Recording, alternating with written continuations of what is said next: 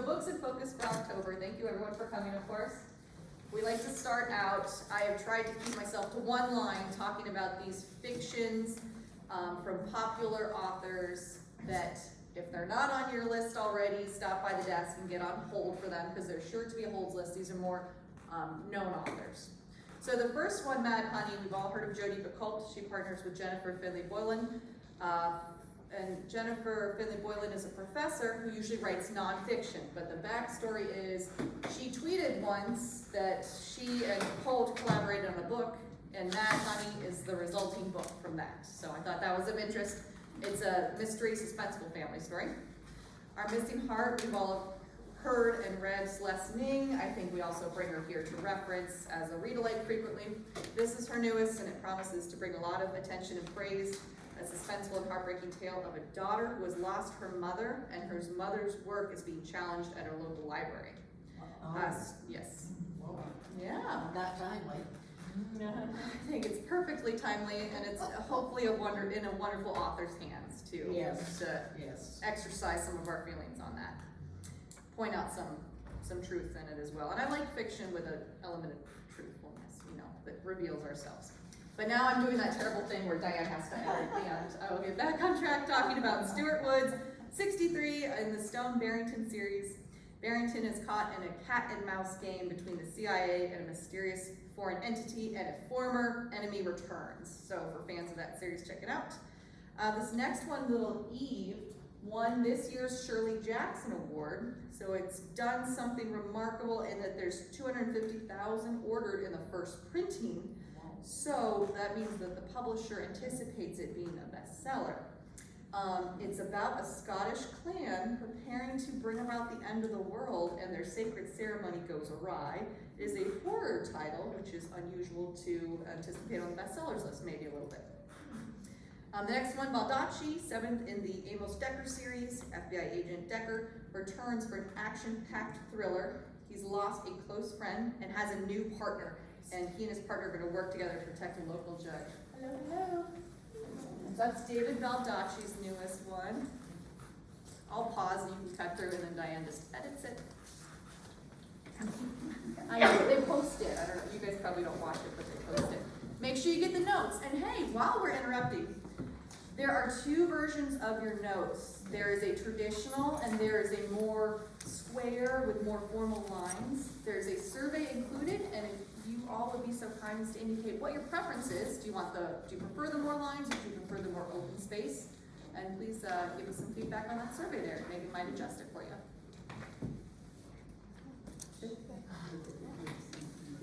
So we're talking about books that are coming out this month. These are the big authors, and then we'll get into the lesser known authors. The next on my list is Liberation Day by George Sanders. He's a MacArthur Anne Book recipient.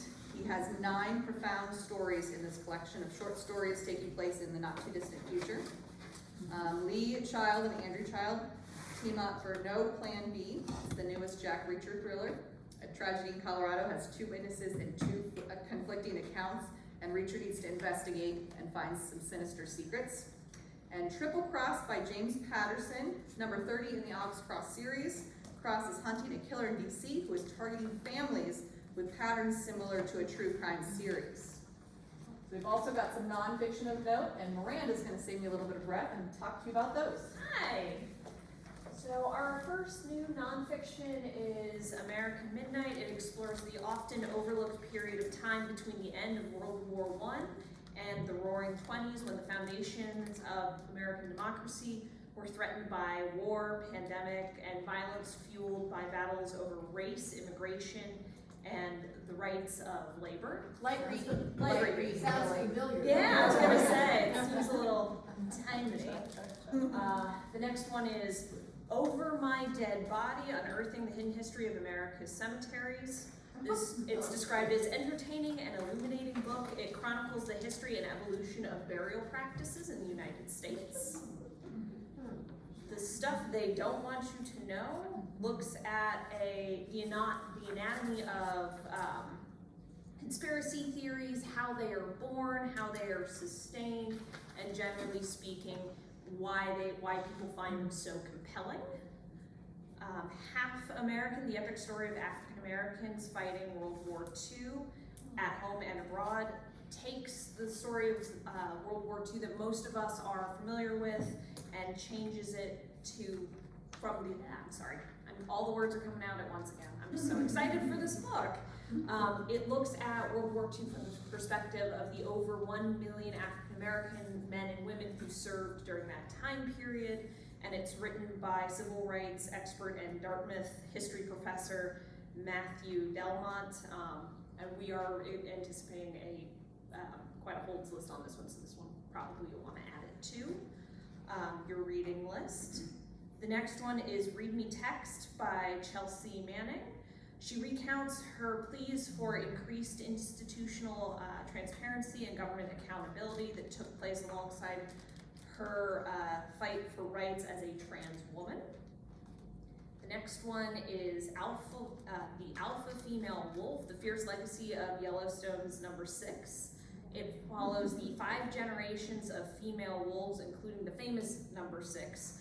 And it's described as a gripping family saga in Yellowstone National Park, and the role that female wolves play in the pack overall. I had you in mind for that particular title. Did he write a book just before this? I believe so, but I would need to check. Because I know I read about the wolf pack in Yellowstone. Yeah. Seems like Rick McIntyre rings a bell too. I want to say he did, but like I said, I'd have to double check. It's obvious. Let's say Brave-Hearted, The Women of the American West. This book explores the stories of the diverse array of women who helped transform the American West. And it seeks to remove a lot of the myths and misunderstandings that have long plagued them. And then The Song of the Cell is an exploratory history of medicine and our radical new ability to manipulate cells. And it focuses on the stories of the doctors and patients who are at the forefront of this research and of the work that they are doing in that area. So yeah. And then I'm just gonna go ahead and hang out up here because the first one is mine. Actually, the first 3 are mine, so you're all stuck with me for a little while.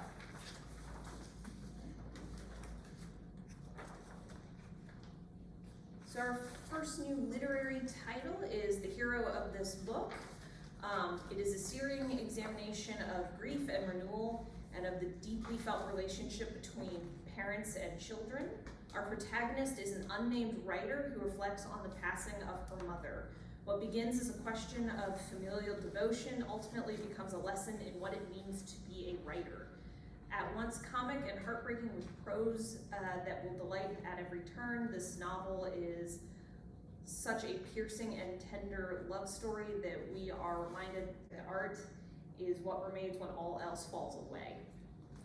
So my first read-alike is The Mother's Promise by Sally Hempworth, with similar focuses on relationship, especially between mothers and their children.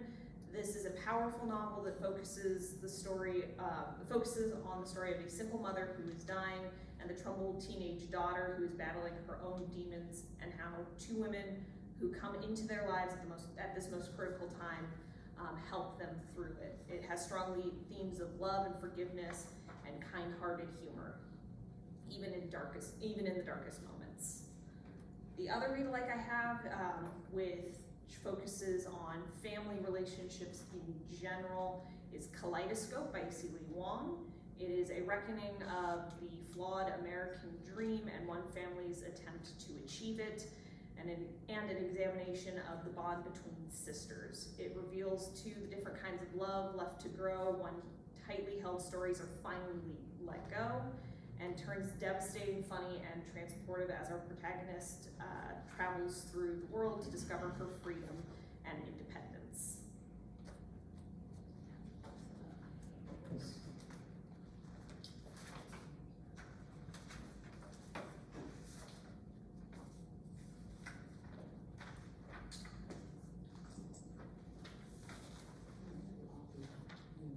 So, next one is Dinosaurs by Lydia Smell It. It tells the story of an Arizona man's relationship with the family next door whose house has one wall made entirely out of glass. Pretty sure there's a saying about that somewhere. The story delivers attraction, love, and friendship and grief as our protagonist tries to figure out who he is and where his place is in the world.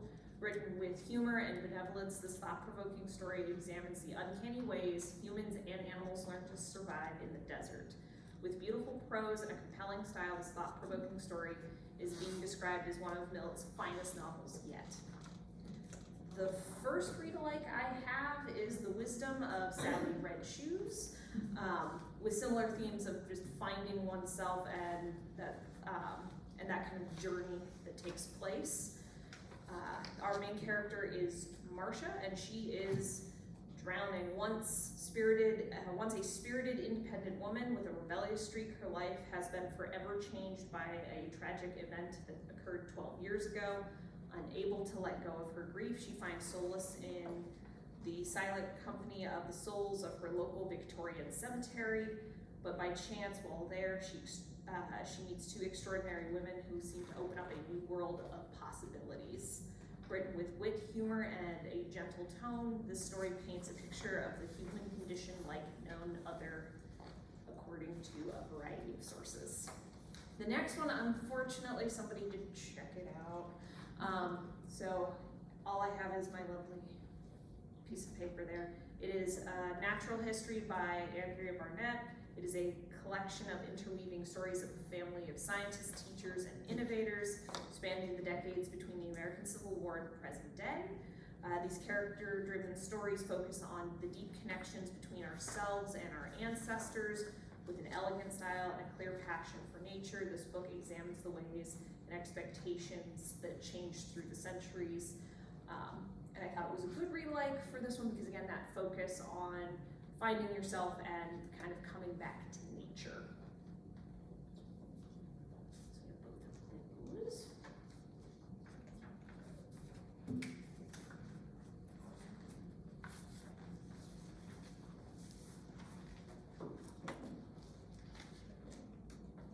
For a second, I was afraid I had forgotten to push the button.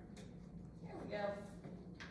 So The Last Chairlift by John Irving. This is his first novel in 7 years.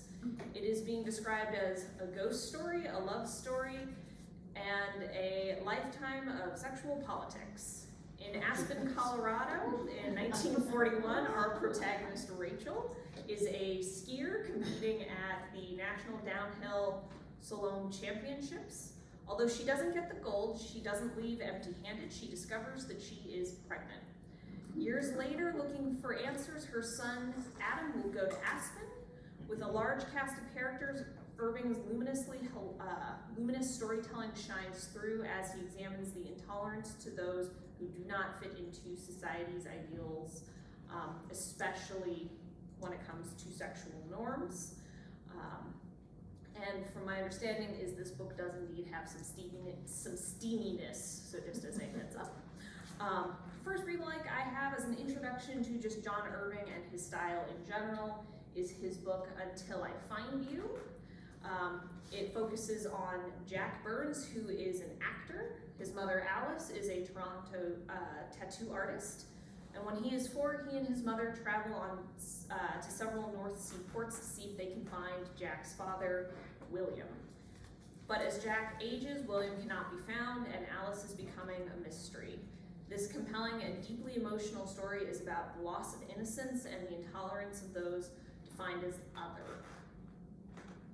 Then the next read-alike I have is with similar themes of searching for yourself, Between Lost and Found by Shelley Stratton.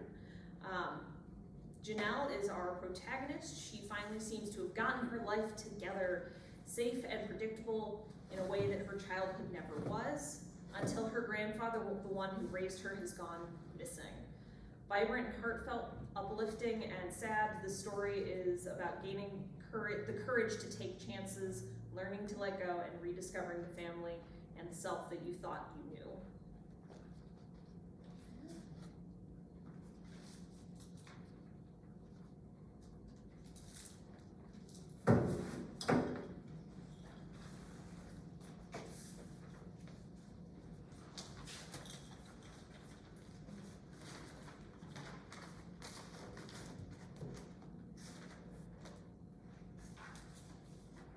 first book I have to share today is The Passenger. It's coming out on the 25th of October. And it is written by Cormac McCarthy. If he's a favorite of yours, you'll certainly want to get in line for him. Although his writing is very different from book to book, so if you like that. It's not gonna be as depressing as The Road? I don't know. Okay. Yeah, might. I don't know. So this is the main character in this one is Bobby Western. He is a salvage diver in 1980 New Orleans. So that's going to be the setting for the story. This is the first of a proposed 2-volume work. So Bobby is investigating a private plane crash in the Gulf. And the plane's crew is dead, the black box is missing, and one of the passengers is unaccounted for. And as he begins to receive some harassment from the government, his colleague turns up dead also. It's a thriller narrative intertwined with the story of Western's sister Alicia, a mathematical genius who had schizophrenia and died by suicide. So it contains arcane philosophy, theology, physics, staples of the philosopher, tramps, vagabonds, and sociopaths who are typically on McCarthy's canon. Not depressing at all. Though their presence doesn't feel quite as thematically grounded as in his masterworks, still he dazzles with his descriptions of a beautifully broken New Orleans, and the book's many pleasures will leave readers aching for the final installment. So it sounds like there's a lot going on, and he's a master, so he might put it together in quite a unique way. For read-alikes, I chose a science fiction. No, this isn't the science fiction. This is the wrong book. Sorry. This is the science fiction. This is Ancestral Night, and it too is about rescuing, salvaging, but this has the science fiction notes in it, and the search for lost human and alien vessels leads the protagonist in Ancestral Night to a whole species that was thought to be no longer in existence. So that's going to be the wrestling that she does with that one. And Owen Lockakin's Gale Force. This is the protagonist's father is killed in a maritime accident, and her salvage boat goes out to kind of make right her father's death, and finds out that the boat that they have is loaded with very dangerous cargo. So that puts her in jeopardy as well.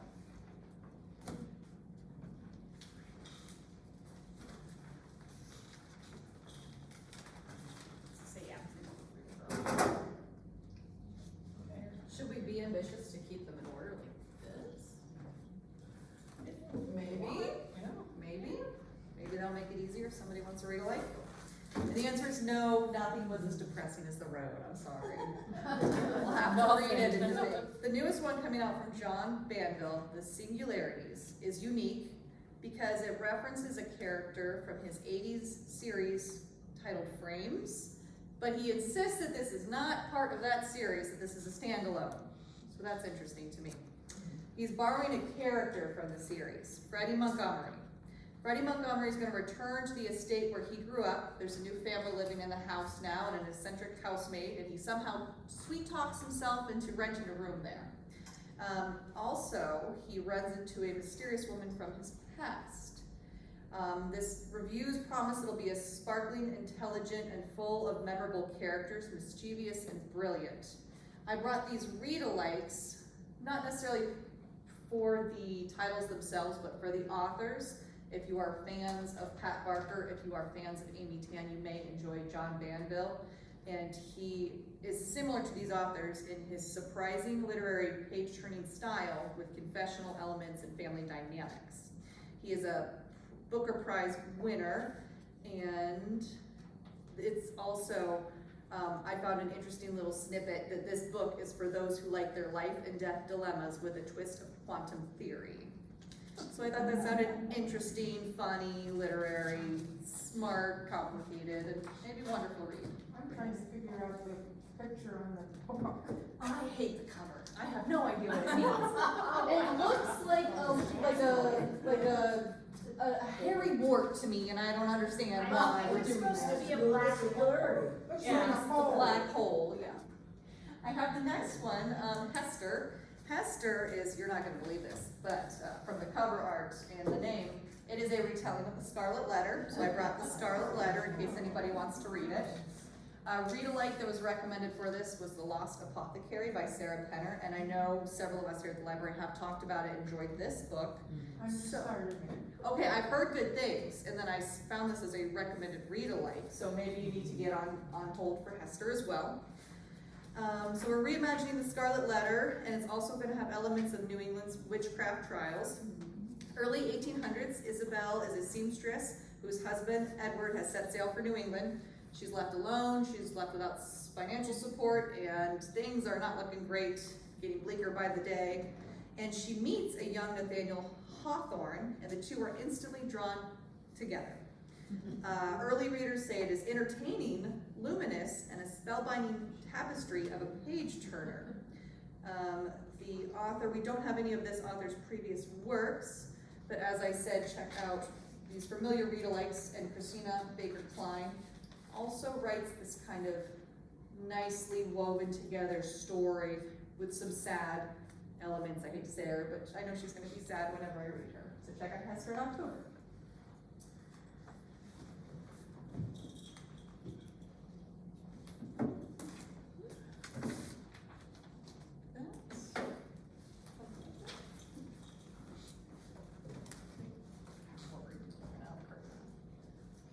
Next in historical fiction is In the Shadow of a Queen.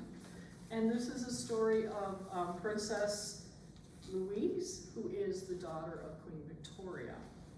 And as often happens with very controlling and moody mothers, the daughter is very headstrong and she has her own ideas, and it causes a lot of stress in that relationship. And Princess Louise is an artist, and she wants to pursue art, sketching, and ultimately sculpture. But of course, her mother does not think this is a proper path for a princess.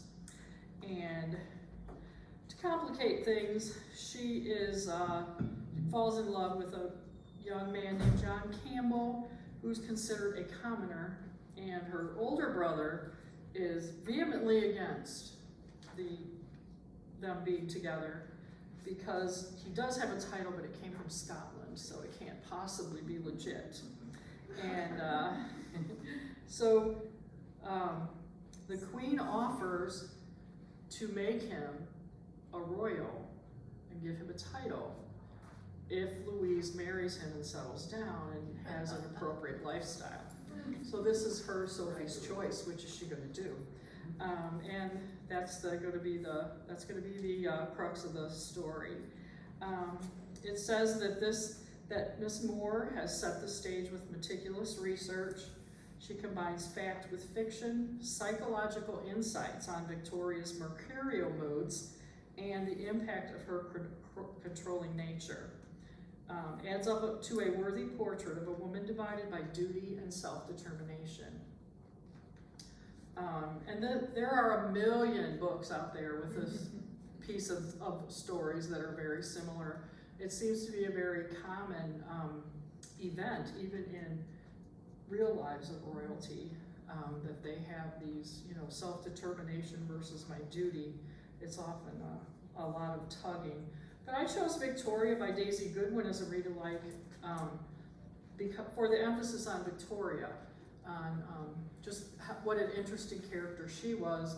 And I don't think that she came into womanhood being very controlled and dutiful. I think she had a little bit of history. And then The Paper Daughters of Chinatown, that is also by Heather Moore, and that also is an exploration of mother-daughter relationships.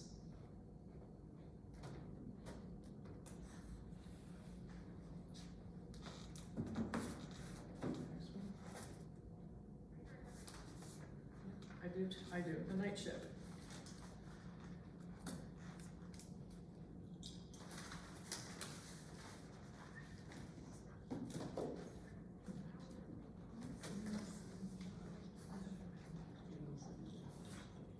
All right, The Night Ship by Jess Kidd. The Night Ship is a story, an epic historical novel, two characters, two time periods. A young girl named Macon is separated from the ship Batavia.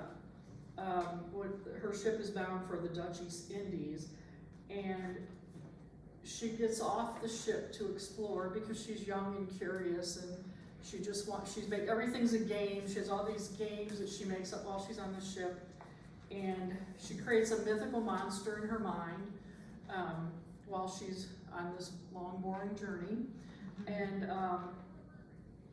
she gets lost. She comes up missing, and that's in 1629, and then in 1989, we're going to meet a young man named Gil, who's sent to live up the western coast of Australia, in a seasonal fishing community that had once been the home for his mother's family.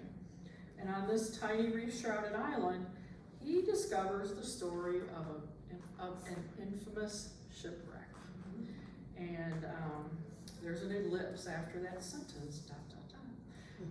And so Jess Kidd is described as being having trademark thrilling, mysterious, twisted, but more than anything beautifully written novels. And she weaves an unputdownable and charming tale of friendship, sacrifice, brutality, and forgiveness.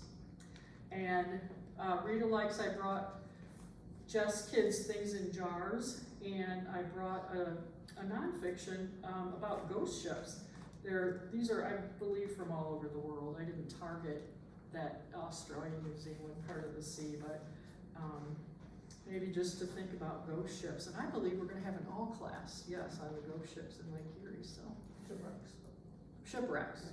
Well, there must be ghosts. There must be. It's October too. Oh man. Things in jars. Whammy. I enjoy things in jars. I do too, usually like pickles or preserved foods. Sorry, I like bad puns, I couldn't help it. So, Lars Bidding's The Reindeer Hunters. So this is going to be a book that takes place in Norway. We're going to meet a young 22-year-old man, and he is returning to his hometown after his mother's passed. Another main character in the book is going to be the local pastor who knew his mother before the 22-year-old had passed.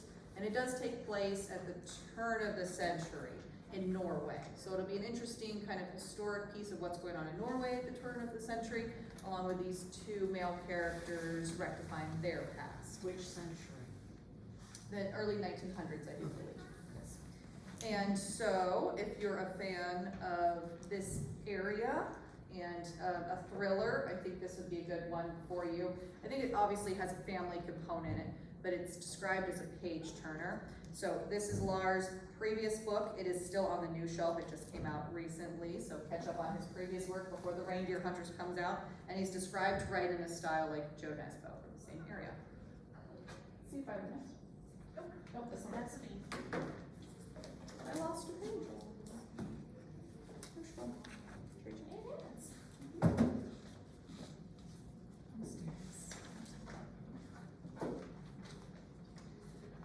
Alright, so this is When We Had Wings.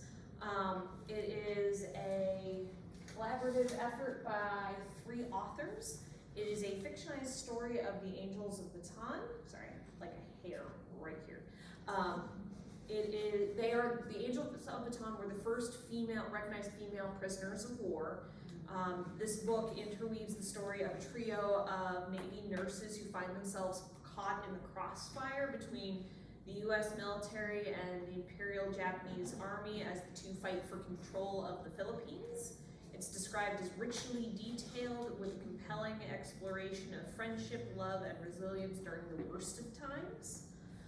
My first read-alike is Angels of the Pacific, which is also a fictionalized story of the Angels of Baton, but it weaves together the stories of Tess, who is a army nurse, and Flora, who is a Philippine university student. They say Tess is captured when the Imperial Japanese Army takes the Philippines, and she becomes connected with Flora, who becomes a local resistance leader. With a similar setting and sense of tension and urgency, I have Our Darkest Night, which is set in 1943 Italy. Despite being allies, the Nazis have seized control of large chunks of the Italian government, and they have been rounding up Italy's Jewish population. A young Jewish woman, Nina, is posing as a Christian to evade the Nazis in this richly detailed and compellingly written story, and it's described as something that could not be put down if you wanted to.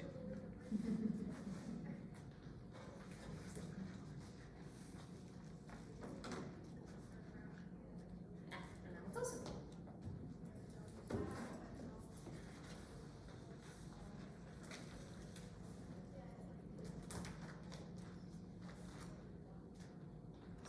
Everything the Light Touches brings together a playful novelty with peoples and places far removed from each other, both in time and on the planet. It is described as artful and connective. It has a large cast of characters that weaves modern India, Edwardian England, and Lapland during the Enlightenment period, as well as Italy just prior to the Napoleonic occupation. So it jumps around quite a bit, and the biggest thing is the general connectedness of all of these seemingly separate time and people. The first read-alike I have is Speak. Sorry, I'm not used to it being facing like me. It's throwing me off just a little bit. It's Speak by Louisa Hall. It also features a large cast of characters with a similar focus on their connection. It is a thoughtful and poignant novel that explores the creation of artificial intelligence and the very need for humanity to communicate and connect, as well as understand each other. Our characters are exploring the rapidly shrinking gap between humans and computers that have altered their ability to connect with other people. The other read-alike I have, which was actually recommended for Everything the Light Touches, is the Cloud Cuckoo Land. Got all the words out. It has a similar sense of connectivity and explores large swaths of time. And the question it asks is, how do we weather the end of things? The story brings together an unforgettable cast of dreamers and outsiders from the past, present, and future to offer a version of survival. It's beautifully written and richly detailed. The story is part contemporary fiction, historical fiction, and speculative fiction, all with a sense of hope shining through.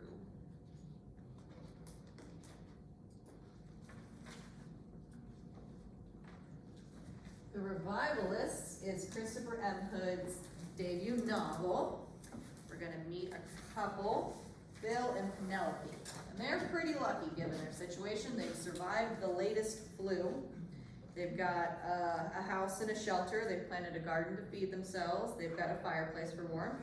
Social order and the world's kind of collapsing around them, but they managed to barter for food, and they maintain some jobs to barter for food and clothes and supplies. They're doing okay. They're optimistic. They're good. They've got each other, right?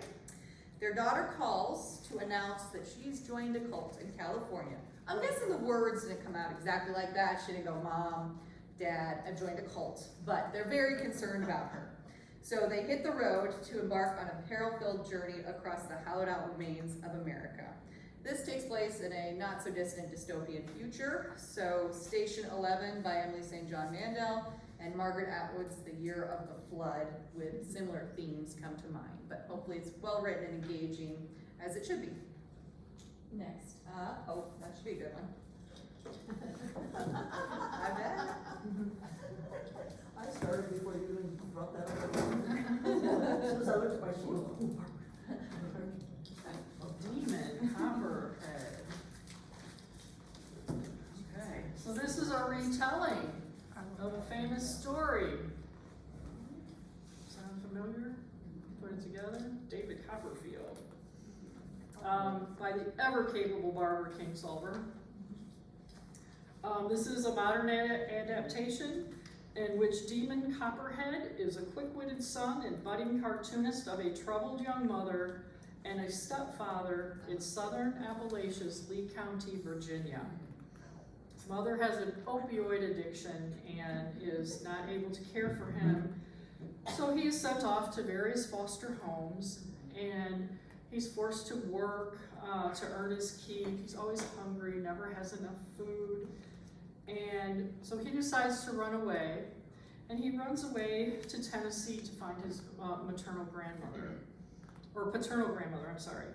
And she's very happy to see him, she's very welcoming, but she says, I cannot raise you, you have got to go back. So when he goes back to his home in Lee County, he is paired with, he is given a home with a local football coach. And everything turns around for him. He starts playing ball, he finds out he's very athletic, he's very good at the sport. He finds some fame on the football field, he has a girlfriend, everything is looking up, and then he gets hurt playing ball. And of course, what happens? He gets opioids. And he and his girlfriend go downhill from there. And this is Kingsolver's account of the opioid epidemic and its impact on the social fabric of Appalachia.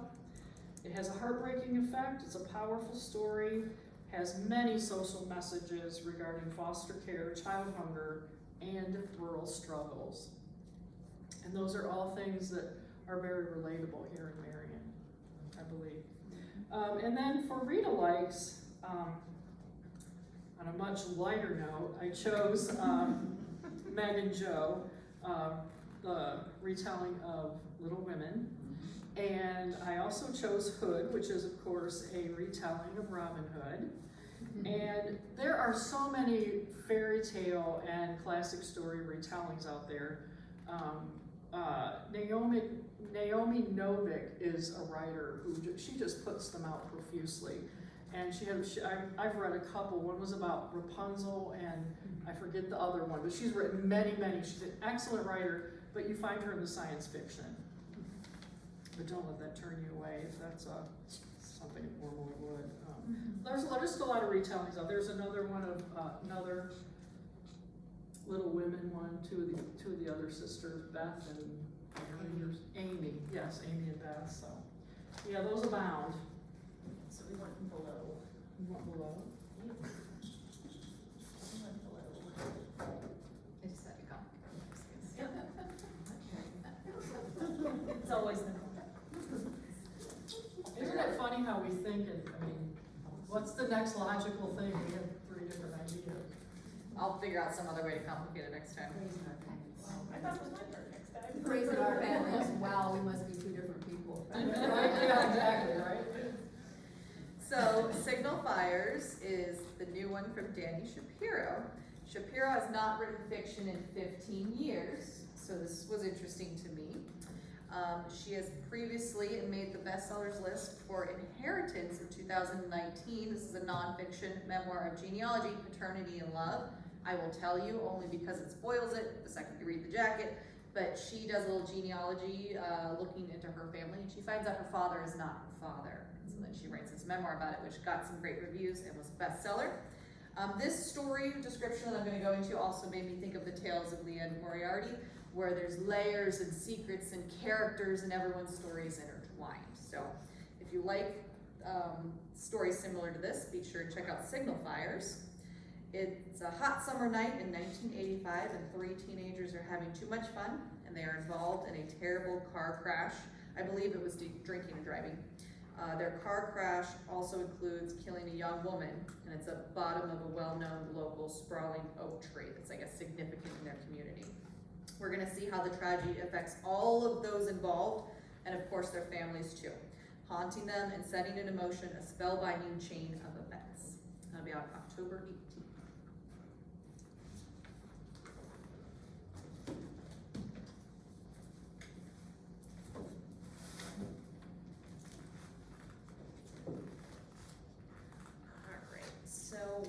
When We Were Sisters focuses on a trio of orphaned sisters who are grappling with gender, siblinghood, family, and coming of age as Muslims in America in this lyrical debut novel. Our protagonists are Khazar, the youngest, Aisha, the middle child, and Noreen, the eldest. Each sister is struggling with the incomprehensible loss of their parents in their own ways, as well as trying to find their place in their new family.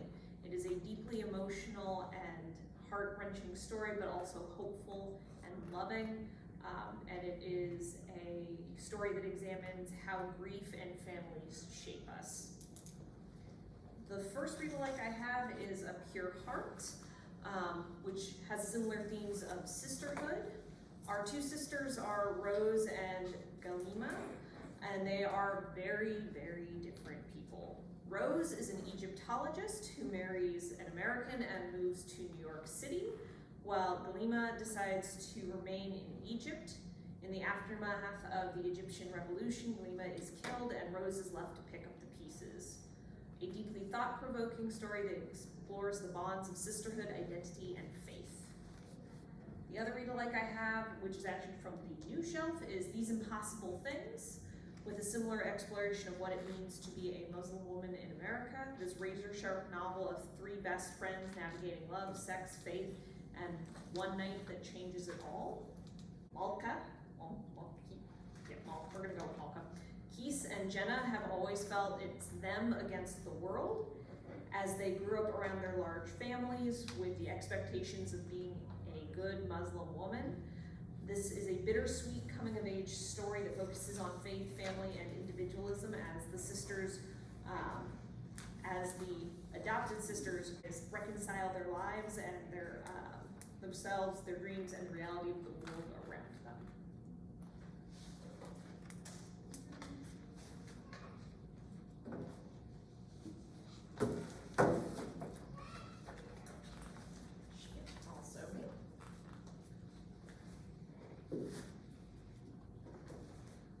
So this is number 16 in the Lady Emily Ashton mystery series.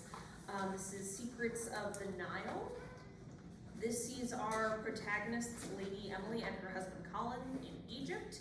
They are both enjoying themselves on a lavish cruise up the Nile, roughly around 1903 or 1904 is the setting, on Lord Dealey's ship. When Lord Dealey is an amateur collector of antiquity, and he is celebrating with a toast when he suddenly collapses, the victim of a lethal poisoning. It is up to Lady Emily to gather the suspects and discover the identity of the killer amongst them in this well-plotted and richly detailed mystery.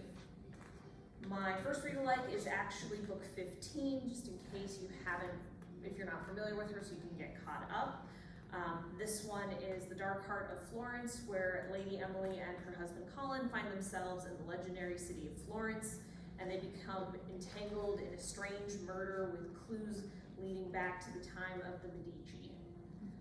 The other read-alike I have is The Collector's Daughter by Gil Paul, because it has a similar setting in Egypt during the same time period as Secrets of the Nile.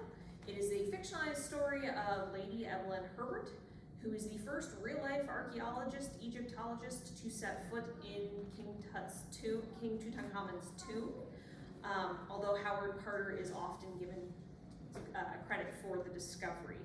She was the first person to step foot in there more than 1,000 years after it had been sealed. So this is her story of her relationship with Howard Carter and her father.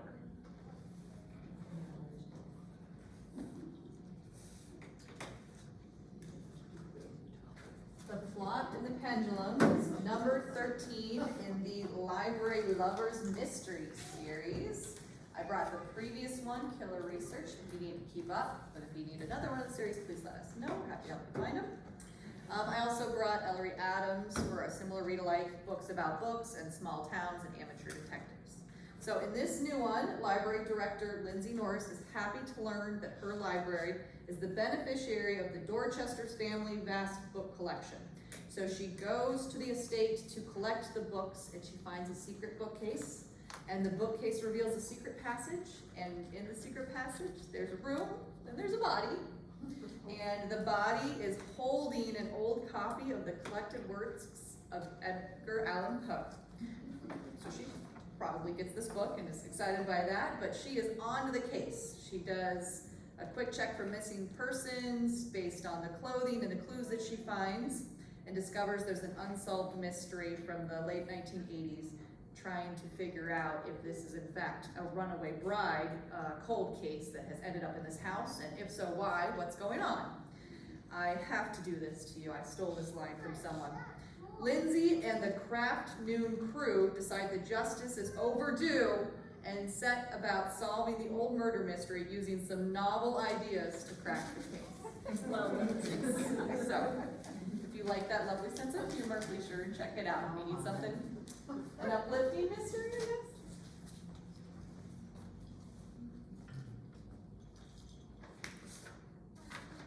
Sinister Graves is a Cash Black Bear mystery. Cash Black Bear is a 19-year-old Native American college student, and she was separated from her family when she was 3 years old. And as a 19-year-old, she begins serving as the unofficial assistant of Wheaton, the sheriff of Minnesota's Norman County. And she lived with the Wheatons as a foster child for several years. And a flood happens in their town, and that causes a body to float up above the water. And they find it's a Native American woman who was smothered to death. And they find her body with a torn page from a hymnal with words in both English and Ojibwe, and this leads to the learning of the victim's connection to another dead woman who attended this same unusual fundamentalist church. So she's warned by the pastor to stay away from the case, but of course she doesn't. We wouldn't have a story, would we, if she gave up? She deepens, her characters deepen by her belief that she can read minds, and that she has revelatory out-of-body experiences. There are two other books before this one. We do not have either of those. But for read-alikes, I chose Louise Erdrich's of the Roundhouse, and that is takes place in. A mom is brutally attacked, and the son and his friends try to search for the person who destroyed the family. The young son, I believe in that story, he's about 14. And This Tender Land by William Kent Kruger is also about faith healers and lost souls, and could have a little bit in common with the Sinister Grave story. That's a great story. Yes, I have heard, and I've not read it.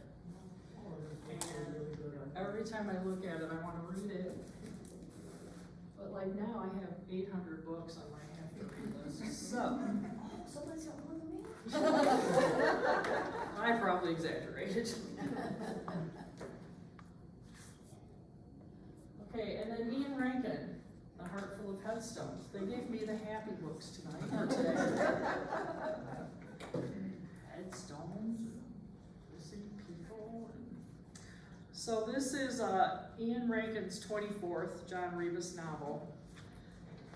And we meet in the opening, the Edinburgh detective has officially retired, but he's still working. And so there's a crime, and the crime that he's charged with is not revealed until the very end. But the story is told in flashbacks so that show some familiar characters from the series, and we also see that there's a culture of police corruption that's getting exposed, and skeletons are about to come tumbling out of their closets.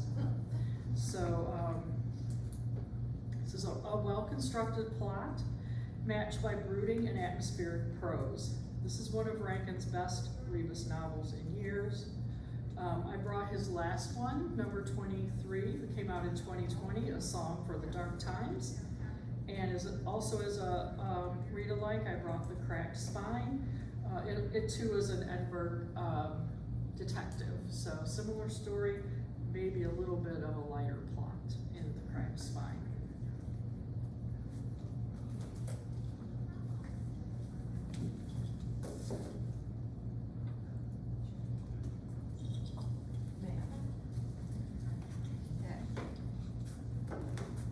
So, Lavender House is the debut adult novel for this writer, because he usually writes in young adult teen. The story is going to take place in Lavender House in 1952. It's a family estate, and the matriarch of the family, Irene Lemontier, has passed, and she's the head of the famous Lemontier soap empire. Irene's recipes for her signature scents are a well-guarded secret, but there's more than recipes behind these fabled estate gates. So to protect the family secrets, they needed to keep others out, and now the family's worried that they're keeping a murderer in, and that Irene has been murdered from someone within the house. So Andy, our main character, an investigator, has recently been fired from the San Francisco Police Department, so he's a little overly zealous to take this job because he's been recently fired, his calendar's open, and so he's immersed into a world he's never been a part of before. He's very surprised by all the secrets hidden in the Lavender House. It's a world of old money, jealousy, drama, and centrifuge. Running a soap empire can be a dirty business, it says. It's for fans of The Secret History by Donna Tartt and The Ninth House by Lee Bargado. These are also, what do I want to say? These are immersive stories with unique settings, interesting characters, where there's constantly secrets revealed and family drama going on here. So check out The Lavender House. I have a question. Yes, please. What is the quote above Walter Mosley's name? Rosen's smart, bittersweet tale plays with the oldest truths of all, the price we pay for our identity in America. I was gonna point out, Becky, that there was That's because she's a a Mosley. recommendation by. She's a Mosley fan. Yes, exactly. It's a pretty good recommendation, I'll take it. I have the next one as well. This is Wanda M. Morris's second mystery book. I brought her first if you wanted to sample all her little secrets. I'm told she writes like Lisa Jewell. These are going to be thrilling page turners, lots of drama, lots of family stories, and strong female characters. In this one, Anywhere You Run, it's the summer of 1964, and 22-year-old Violet Richards is caught in all sorts of trouble. She's been the victim of a brutal attack, and she retaliates and she kills the man responsible. But she is black, and it's 1964, and she's in Jackson, Mississippi, and she's decided to run. At the same time, her older sister Marigold has dreams of attending law school, but Marigold is in a different kind of trouble. She's pregnant and unmarried, and after the news of the murder brings the police department to her door, Marigold also chooses to run north and flee Jackson and to seek out the promise of a better life. But she's made a terrible choice that threatens her life and that of her unborn child. Question mark. She has to figure out if she's made a terrible choice by fleeing. So both of the sisters are on the run, one from the law and the other from social shame. And neither of them realize that they have a sinister man hot on their tail that they're trying to escape at the same time. So we need to read this one to figure out what's going on and will they survive. Poison issue.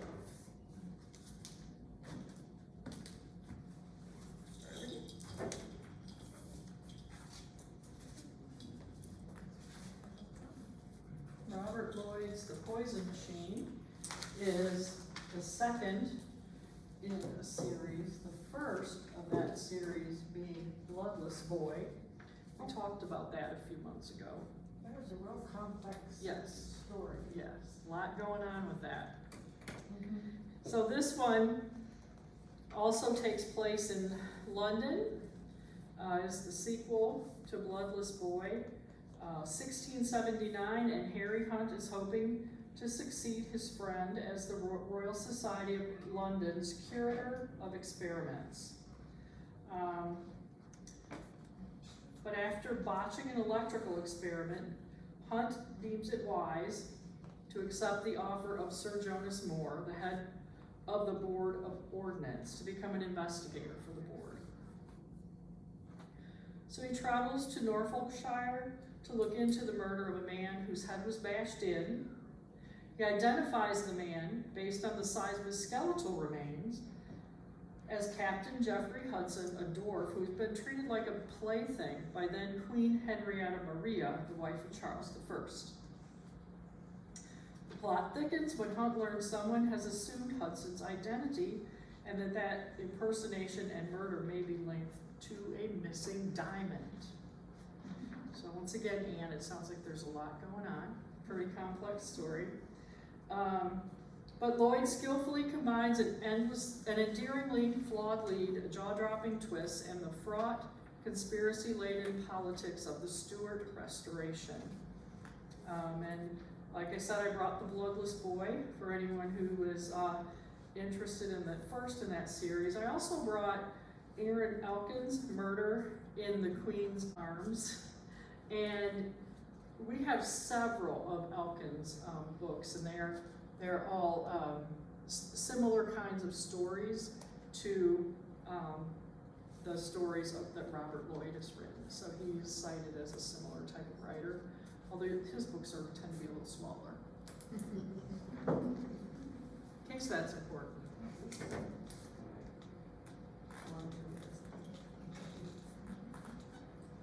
And I also have Jackal. So again, I'm so happy to be spreading good news today. Okay, Jackal is by Aaron Adams, and it is a story of Liz Rocher, who's going home to Johnstown, Pennsylvania for her best friend's wedding. And on the day of the wedding, the couple's daughter, Caroline, disappears. The only thing left behind is a piece of white fabric covered in blood. So everyone begins to frantically search for the girl. The police are involved, but Liz is the only one who notices a pattern. She recalls a summer night, a missing girl, and a party in the woods. Keisha Woodson, the only other black girl in Liz's high school, walked into the woods and was later found with her chest cavity ripped open and her heart removed. As Liz starts to dig through her town's history, she uncovers a horrifying secret and realizes that children have been going missing in these woods for years, all of them black, all of them girls. For read-alikes to this one, I brought Speaking of Summer by Kalisha Buchanan. It does have a similar type of story. Also, Highway of Tears, that is a nonfiction, and that is of similar things happening to Native American population. And it is a true story.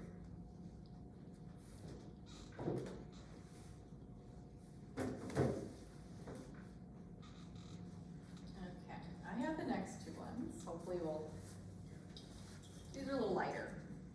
I don't know what promises nonfiction's gonna bring, but these are a little lighter. So Malice House is the debut adult title from a popular young adult author. Our main character, Heaven Mayberry, has been living in the shadow of her father's literary genius for her entire life. She's a struggling artist, and her father passes. She returns back home to Malice House, her father's estate, to clean it up after his death and get his things in order. She's looking through the attic and she finds an unpublished manuscript called Bedtime Stories for Monsters. So she has this good idea. She'll take her art and she'll illustrate his manuscript, and she goes to sell it. But she's getting the impression that people are really interested in her father's unpublished manuscript. So she's trying to figure out what's next with her life. She's living in the house and she starts to hear mysterious noises. And she begins to think maybe her father wasn't suffering from Alzheimer's. Maybe something more is going on in this house. This feeling gets kind of confirmed and intensified when savage things start happening throughout this small town. The author's going to use the setting and theme of a gothic haunted house to keep readers on the edge of their seats. For similar haunting tales, sort of a haunted house, Darcy Coates is a best-selling author in this genre, and she wrote the series that got turned into The Haunting of Hill House on Netflix. There was a really great series, really great book series as well. And then Rachel Hawkins also writes these mysterious stories with mysterious things happening behind closed doors. You need to figure out what's going to happen next. And our final fiction title is Sign Here. So this might be my pick. This might be the one that I go say, okay, how long's the hold list for this one? Because this one sounds like fun to me. I will say the author, it's her first book. She's a graduate of Sarah Lawrence College, and she has a master's degree in social work, and she lives in Boston. But Sign Here is going to be a darkly humorous, poignant, gripping debut novel about a guy who works in hell, literally. He's trying to get a big promotion, and his sales goal is to sell one more, or buy one more of the Harrison family's souls. So Tripp has a pretty good deal in the deals department on the 5th floor of hell. Sure, none of the pens work, the coffee machine's been out of order for a century, and the only drink on tap is Jägermeister, but he has a plan. He needs to sell one more member of the Harrison family. He needs to get one more member of the Harrison family to sell their soul. The Harrisons go on a family retreat at their lake house, and so Tripp goes, oh, perfect, I will easily con one of them into selling me their souls. And he works together with his co-worker Calamity, and they're gonna come up with their plan. But things are not always as they seem in Earth or in hell. So all the reviews say this is funny for a horror, and maybe a light read for October if you need something not as gruesome.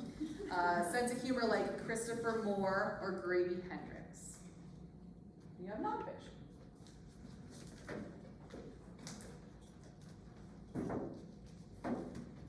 Which way you going? Yes, Dylan's okay.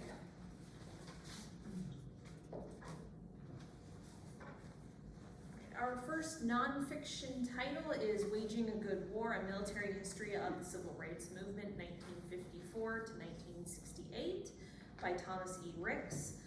Ricks is a Pulitzer Prize-winning author, and he illuminates and reframes America's civil rights revolution in terms of waging war. This penetrating and accessible study provides insight into a variety of aspects of the civil rights movement, including strategies and overall tactics for achieving sweeping social change. He focuses both on well-known events during the civil rights movement as well as those lesser-known events throughout the United States. The first read-alike I have is Say Their Names, How Black Lives Came to Matter in America. It is an incisive, gripping exploration of forces that pushed our unjust system to its breaking point after the death of George Floyd, and a definitive guide to America's present-day racial reckoning, with a combination of penetrating, focused journalism, there we go, and affecting personal insight. The authors bring together their collective years of reporting and create a cohesive and comprehensive history of racial inequality in America. The other read-alike I have is Until Justice Be Done, America's First Civil Rights Movement, from the Revolution to Reconstruction. So the half century before the Civil War, there were several conflicts over equality as well as freedom in the United States. After the Civil War, congressional Republicans installed a version of racial equality in 1866, the Civil Rights Act and the 14th Amendment. This thoroughly researched and compellingly written history explores these landmark achievements which are often overlooked when discussing civil rights.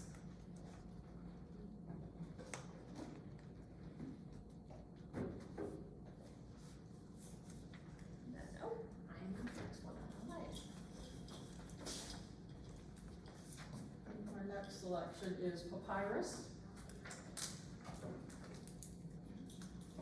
The invention of books in the ancient world.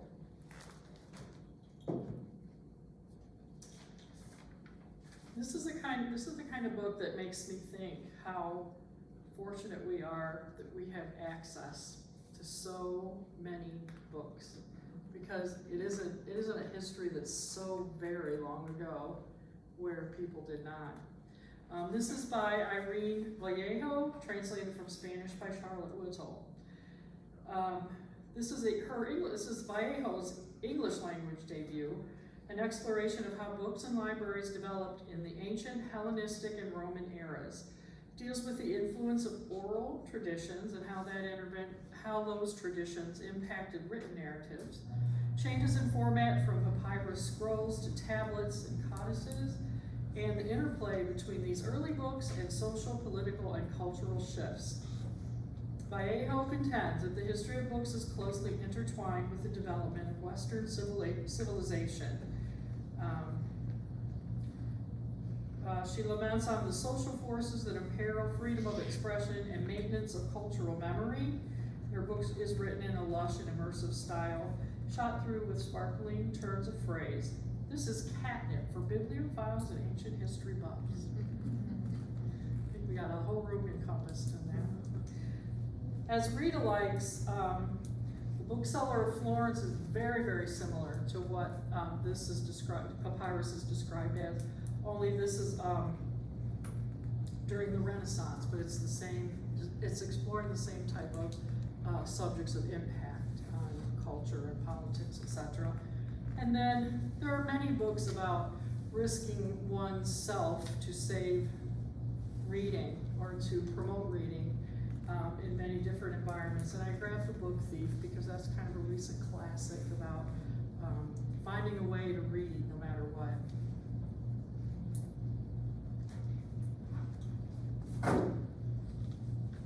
Next one. Whoops. Newsroom Confidential.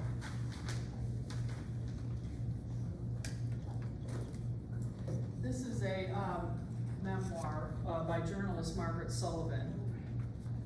She's a columnist for the Washington Post and a former New York Times editor.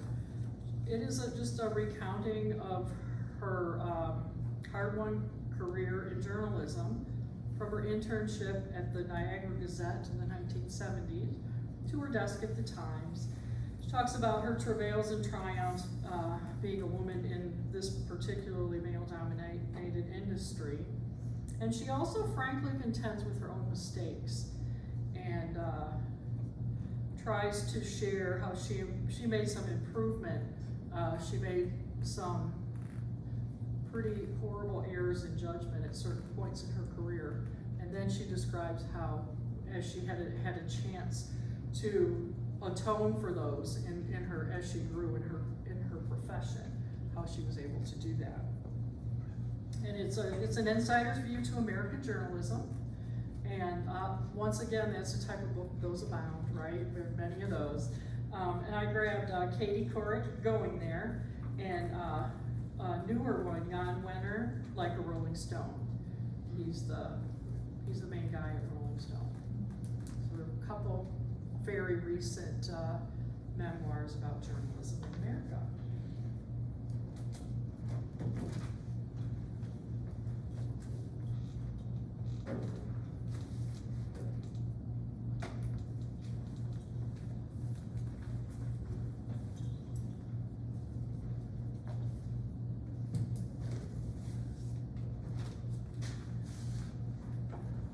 Next one is also a biography. It is And There Was Light, Abraham Lincoln and the American Struggle by John Meacham. Thank you. Meacham is a Pulitzer Prize winning biographer and #1 New York Times bestseller. best-selling author, and he chronicles the life and moral evolution of Abraham Lincoln in this new biography.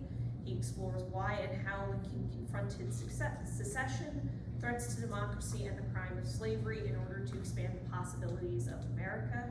It is masterfully written, thoroughly researched, and this biography is described as a riveting book that I could not put down by most of the reviewers. The first read-alike I have is Leadership in Turbulent Times by Doris Kearns Goodwin.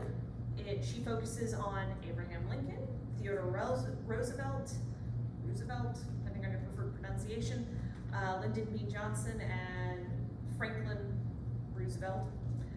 This book explores the question, does the leader make the times, or do the times make the leader?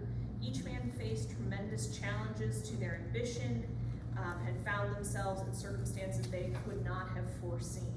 Nonetheless, they all emerged to fit comfortably into the contours and dilemmas of their lives and times.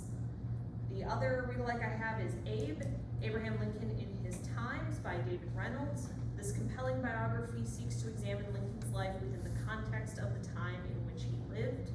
No one can transcend the limitations of their time, and Lincoln was no exception.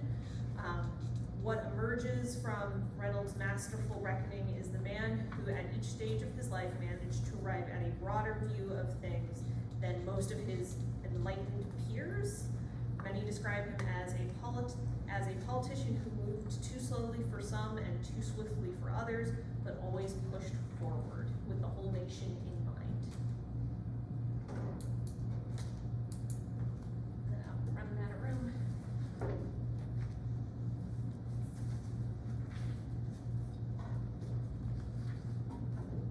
And then finally, we have the ransomware hunting team, a band of misfits, improbable crusade to save the world from cybercrime, by journalists Renee Dudley and Daniel Golden. And they deliver an intriguing profile of a volunteer tech experts who work to combat digital extortion. The story centers on Michael Gillespie, a member of an elite invite-only society of tech wizards who are devoted to cracking ransomware. This engrossing but accessible book will leave readers with a new perspective on the importance of backing up and protecting their data. The first read-alike I have is Kingdom of Lies, Unnerving Adventures in the World of Cybercrime. It follows the intertwining stories of cybercriminals and ethical hackers as they jump from criminal trend and crisis to crisis. A cybersecurity professional turned journalist, the author Kate Banzini illuminates the many lies companies and governments tell us about cybersecurity and criminals in an effort to hide the truth. And this is nonfiction. The other read-alike I have is The Darkening Web. The internet was heralded as a utopian ideal when it turned reality when it first came out.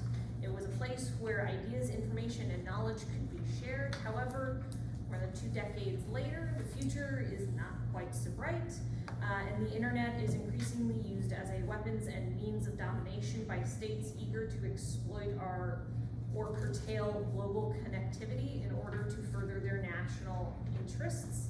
Authoritative, thought-provoking, and compellingly argued, The Darkening Web makes clear the debate about the different aspirations for cyberspace and is nothing short of the war on our global values. And with that, thank you all so much for joining us.